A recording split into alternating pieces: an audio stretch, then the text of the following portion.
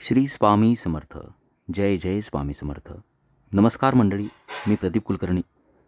26 April 2025 रोजी श्री स्वामी समर्थ महाराजांची पुण्यतिथी आहे. चैत्र कृष्ण त्रयोदशी या तिथीला महाराजांनी आपलं अवतार कार्य संपवलं होतं. 20 एप्रिल ते 26 एप्रिल हा पुण्यतिथी सप्ताह आहे. या सप्ताहामध्ये स्वामी महाराजांच्या आपल्याला काही सेवा करायच्या आहेत, काही पारायणं करायचे आहेत, स्तोत्रमंत्र पठण करायचे आहेत. तर स्वामी समर्थ महाराजांच्या पुण्यतिथी सप्ताहामध्ये कोणती स्तोत्र मंत्र पठण करावीत, कुठली पारायणं करावीत, तसंच पुण्यतिथीच्या दिवशी पूजा कशी करायची, या दिवशी कुठल्या सेवा करायच्या, हीच माहिती आपण आजच्या व्हिडिओत बघणार आहोत. चॅनलवर आपण नवीन असाल चॅनल सबस्क्राईब करा, बेल आयकॉन दाबायला विसरू नका. कमेंट बॉक्समध्ये आपल्या शंका असतील नक्की विचारा.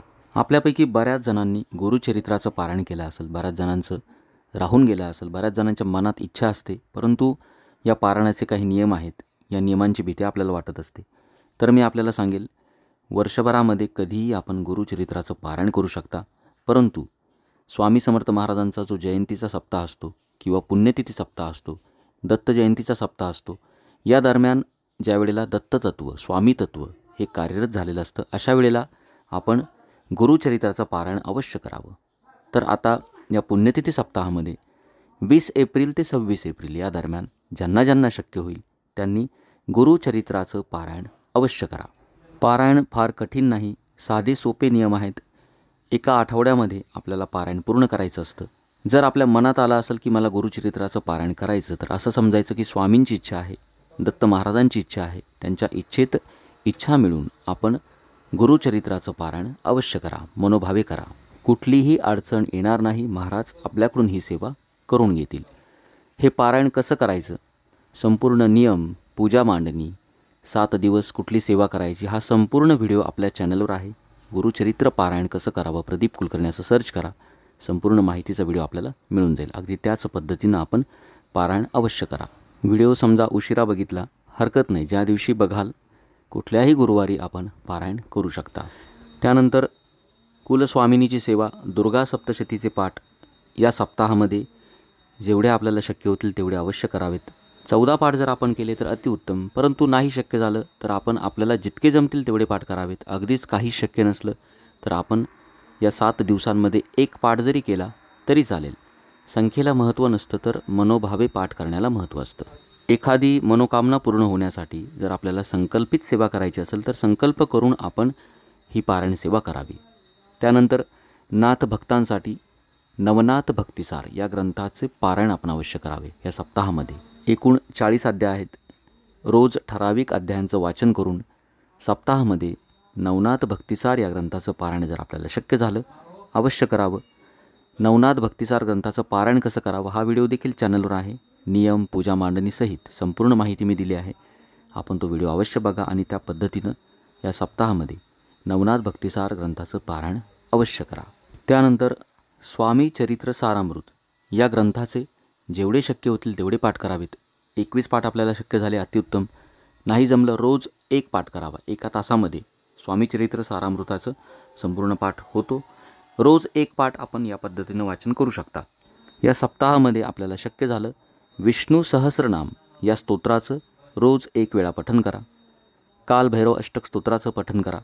त्यानंतर स्वामी समर्थ महाराजांचा तारक मंत्र रोज आपण 11 वेळा, नाही शक्य झालं कमीत कमी 1 वेळा मनोभावे पठण करा. अगदीच ज्यांना शक्य नाही त्यांनी नित्यसेवेच्या आपल्या ग्रंथामध्ये गुरुचरित्र अवतरणिका म्हणजेच गुरुचरित्राचा संपूर्ण सार हा दिलेला आहे. आपल्या चॅनलवर देखील हा व्हिडिओ आहे, ऐकून सोबत पठण करा.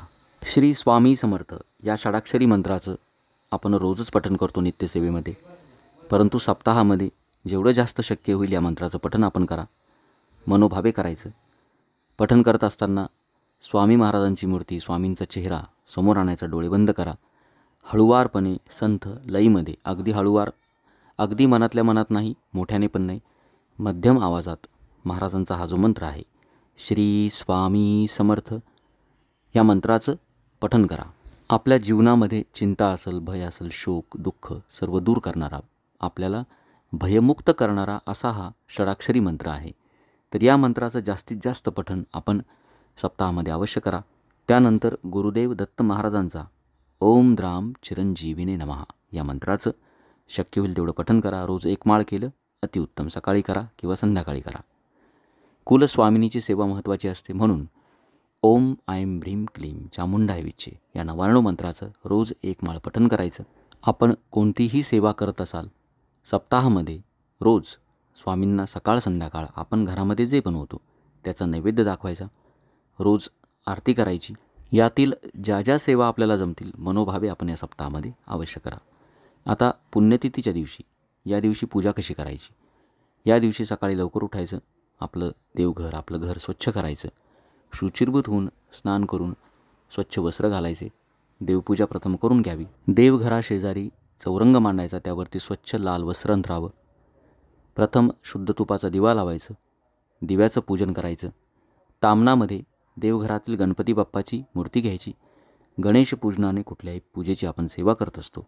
गणपती बाप्पाचं स्मरण करून गणपती बाप्पाच्या मूर्तीवरती शुद्ध जलानं त्यानंतर पुन्हा पंचामृत पुन्हा शुद्ध जल वाहून त्यांना स्नान घालायचं. गणपती बाप्पाची मूर्ती पुसून घ्यायची. चौरंगावरती आसन म्हणून थोडेसे तांदूळ ठेवायचे. गणपती बाप्पाला त्या ठिकाणी स्थापित करायचं. त्यांना गंधाक्षता फुलं व्हायची. त्यानंतर आपल्याकडे जर स्वामी महाराजांची मूर्ती असेल ही मूर्ती आपल्या तामणामध्ये घ्यायची. तामणामध्ये घेतल्यानंतर शुद्ध जलानं पुन्हा पंचामृतानं पुन्हा शुद्ध जलानं महाराजांना स्नान घालावं. महाराजांची षोडशोपचारे पूजा कशी करायची आत्ताच मी स्वामी जयंतीच्या दिवशी हा व्हिडिओ अपलोड केलेला आहे.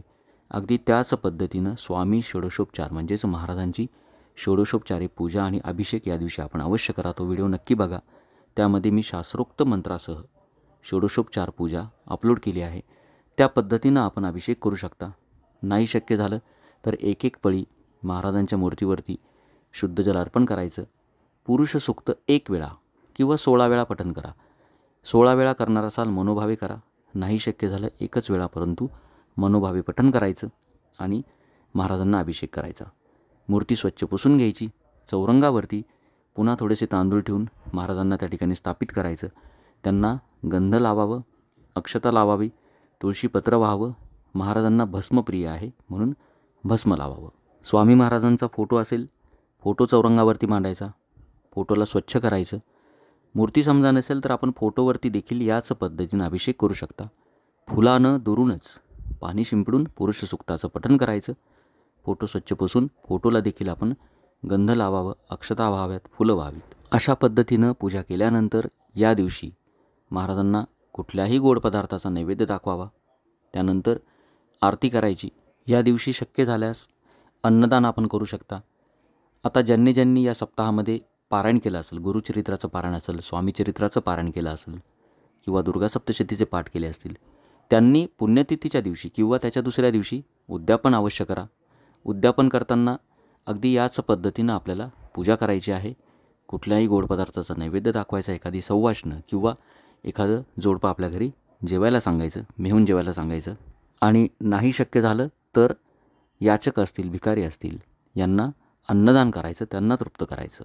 सप्ताहामध्ये आपण ज्या सेवा करणार असाल म्हणजेच स्वामीचरित्राचा एखादा पाठ, श्री स्वामी समर्थ या मंत्राचं पठण, त्यानंतर ओम ऐं ह्रीं क्लीं चामुंडाय विचे नवार्णव मंत्र, दत्त महाराजांचा मंत्र, हे सर्व मंत्र आपण स्वामी पुण्यतिथीच्या दिवशी सकाळी किंवा संध्याकाळी अवश्य पठण करायचं. या दिवशी जेवढी जास्त जमल तेवढी सेवा आपण करा. आणि वर्षभर देखील यातील जी जी सेवा आपल्याला शक्य असेल अवश्य करावी. रोज स्वामीचरित्राच्या ग्रंथातील रोज 3 अध्याय आपण वाचू शकता किंवा रोज 1 अध्याय वाचा. जसा वेळ मिळेल सकाळी किंवा संध्याकाळी यातील जी जी सेवा आपल्याला जमेल अवश्य करा. महाराजांचा षडाक्षरी मंत्र, दत्त महाराजांचा मंत्र, कुलस्वामिनीचा मंत्र यापैकी जी जी सेवा जमेल वर्षभर आपण अवश्य करा. या सेवेची अनुभूती आपल्याला आल्याशिवाय राहणार नाही. आपल्याभोवती एक संरक्षक कवच या सेवेमुळे निर्माण होतं. महाराजांचा आशीर्वाद सदैव आपल्या सर्वांच्या पाठीशी राहो हीच महाराजांच्या चरणी मी प्रार्थना करतो. आणि ही माहिती जर आपल्याला आवडली असेल लाईक करा. जास्तीत जास्त सेवेकऱ्यांपर्यंत भक्तांपर्यंत पोहोचवा. काही शंका असतील नक्की विचारा. चॅनल सबस्क्राईब करा. श्री स्वामी समर्थ. जय जय स्वामी समर्थ.